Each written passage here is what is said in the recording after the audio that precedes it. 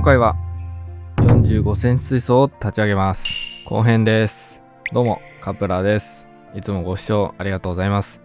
45センチ水槽を立ち上げるために寿のレグラスフラット F450 を買った僕なんですが、前回の動画ではその水槽に接着剤をばらまきアイハウクレイアウトを失敗しそうになりました。なんとかハードスケープが完成したので、今回はスケープイットで作ったレイアウト、そのイラストを元に水草をミスト式で確実に綺麗に、そして楽をして水草レイアウトしていこうと思います。ここまでの経過が気になる方は右上のリンクか概要欄を参照してください。この動画がいいなと思ったらチャンネル登録してまた見てください。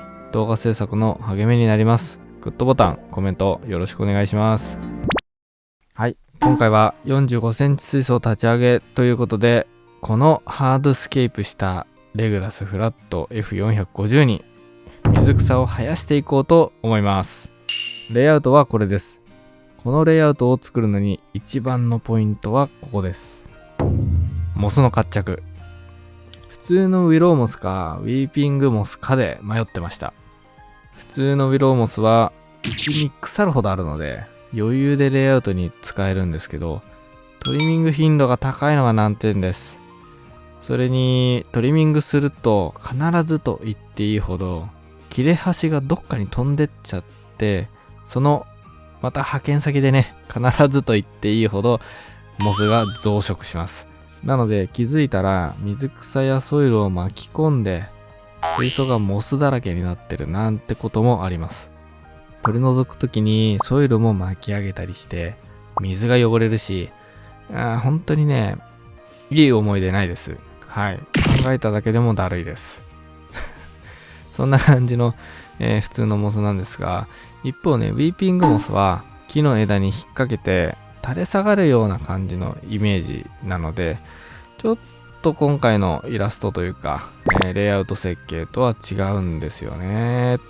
ということで使っていくのはプレモスです。リカーディアカメドリーフォリアっていう風に言われてるんですけど、産地によって形状や育成度に違いがあるようです。確かに魚でも原産地によって形が少し違うものがありますもんね。インドネシア付近とか、あとヨーロッパ各地でね、育成環境が微妙に異なるので、やっぱりそういったね、水草にも変化があるんでしょうね。タイ産のプレモスは成長速度が速いそうです。でも本当かなーってね、ちょっと怪しんでるんですけど、詳しい方いたら教えてください。ちなみに僕のはヤフオクさんです。はい、では流木にプレモスを活着させていきます。皆さんはどんな方法でやりますか？僕は接着剤で失敗した経験があるんで極力使わないようにしています。本当は使いたいです。その方が楽なんですよね。こうやってレイアウトを一度組んだ状態でもピチョって接着剤をつけてギュッと水草を押さえて接着するだけで活着しますからね。くっついちゃえばすぐにでも水を入れられます。粘性のある接着剤であれば水中でも接着可能なくらいの手軽さがあります。足りないところにパッチワーク的にね、モスを貼り付けることができます。ただこの方法でモスをつけるのにはちょっと条件があって、モスの量が多くないとうまくいかないです。プレモスって層をなして分厚く成長していくんですけど、ある程度厚さがないと接着剤に苔が侵食されてダメージを受けちゃいます。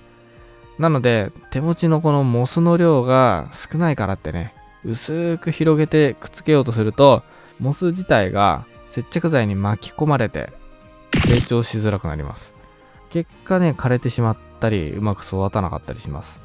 成長が遅れるとエビに食べられてしまったりするんで、最終的にはね、水中で存在を消します。はいこんな失敗をしたことがありました。流木の上に残ったのは接着剤の跡だけ。真っ白くね、白くこうポツポツっと白い斑点が残っただけっていう、そんな思い出があります。なので接着剤にあまりいい思い出がないのはこういったねエピソードがあるせいです。糸で巻いてもいいんですけど、せっかくレイアウトを組んだんで、もう触りたくないです。レイアウトを組んだままの状態で糸を巻くのは本当にレベルがね、段違いで高くて、僕はもうほぼほぼそんなテクニックは持ち合わせてないです。できません。糸で巻くときは流木を外に出して個別で巻かないと仕上げられないんですよね。そこで今回は接着剤もダメ、糸を巻くこともできないっていうことでミスト式にしました。ミスト式も皆さんご存知ですよね。ミスト式は水槽内の湿度を保ちながら水を入れずに植物を成長させる方法です。特にこういったプレモスとかを特別な接着不要で岩や木に活着することができます。めちゃくちゃ簡単です。成長とともに自然に活着していくんでネイチャー感を感じます。欠点としては時間がかかる、カビとの戦いがあるっていうようなところが挙げられます。やっていく上で難しい点としては温度や湿度を保つのに難しさを感じます。それと光の強さを間違えると水草が焼けてしまいます。光が強すぎると必要のない余計な苔が生えちゃいます。緑色の苔だったり、茶色い苔も生えますし、下手したら黒い苔なんかも生えたりします。それと流木が乾燥すると流木にくっつけた、モスも一緒に乾燥してしまいます。そんなことが挙げられます。ミスト式の湿度を保つ上でラップを水槽にかぶせて維持するんですけど、例えば朝霧吹きをして仕事から帰ってくると流木が乾燥してるなんてことはもうしょっちゅうあります。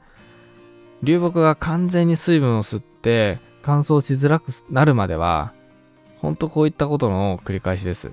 それに光の当てすぎも温度上昇とかライトに近い場所での流木の乾燥、あとモスの葉焼け、それに流木自体に緑色の苔が生えてしまったりとか、そういったものの発生の要因になります。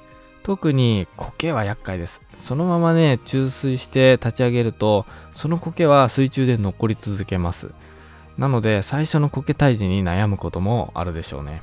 陸上だと水中より光が強く当たるんでライトを弱く調整することが必要になってきます。ちょっと今聞いただけでは本当になんかめんどくさそうだな、管理大変そうだなっていうような、条件いっぱいたくさん出したんですけど、このような問題点をクリアできれば 2,3 ヶ月水槽を放置することで注水した後もものすごい簡単に水系レイアウトを仕上げることができます。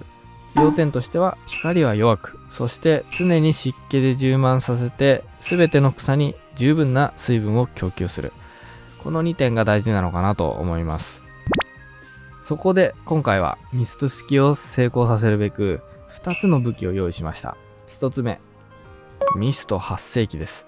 これは超音波圧電セラミックを使った水蒸気の発生装置です。電圧を与えると超音波でミストを発生させます。簡単に霧を出すことができます。これを使う上での注意点は熱が出ることです。連続稼働させて使うものではないです。僕は120分に1回3分ほど通電して使ってます。実際どの程度連続使用できるのかは不明です。説明書では連続使用は30分までとか書いてあります。ですが僕は30分連続使用はお勧めしません。長く連続して使えば使うほど熱は発生して本体は劣化します。2つ目です。小型ポンプのシャワーシステムです。これは以前ブセファランドラの完全密封循環式のパルダリウム水槽でも採用しました。詳しい使い方はこの動画を参照してください。右上のリンクか概要欄に詳しく、書いてあります。ここではね、簡単にちょっと説明します。小型ポンプとスマートコンセントを使って2時間に1回水を流します。配管は家にあるもので適当に作りました。モーターは1時間に600リットル流れます。外部フィルターくらいのパワーがあるので、直接水をモスにかけると流れ落ちてしまいます。なので、水滴が跳ねて、周囲を濡らしてあげる程度に水の流れる位置を調整します。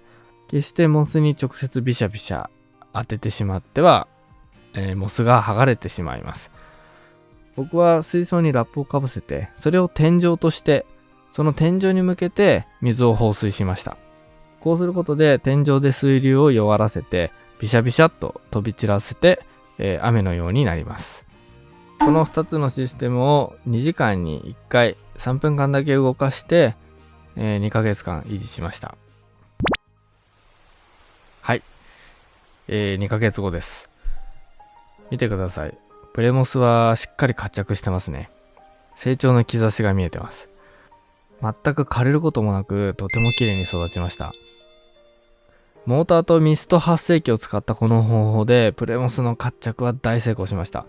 プレモスをね、カビさせることなく、本当に枯れることなくね、育成することができました。以前、プレモスの活着に失敗したので、大成功して本当に良かったです。この2ヶ月間、水槽が実験室のようになってたんですけど、ケーブルだらけでね。特に何も管理はしてません。ラップをしているので、水分が蒸発することもなくて、いい感じに湿度を保てて、ほぼ水中といった状態でプレモスを育てられました。プレモスが立ってますね。立ち上がってます、プレモスが。で、ライトはかなり暗めにして管理してたんですけど、さすがに緑色の苔が生えてきましたね。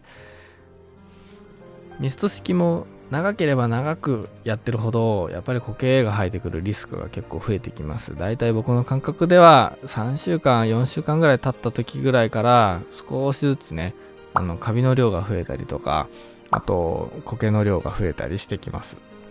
今回は2時間びっちりやったんですけど、苔もね、割とそれにしては少なく済みましたし、プレモス全体がね、流木が少し乾燥してカビが生えてきたとか、全くそういうこともなく、プレモスも元気に育ってくれて、流木もね、大きくカビることなく、ミスト式で維持することができました。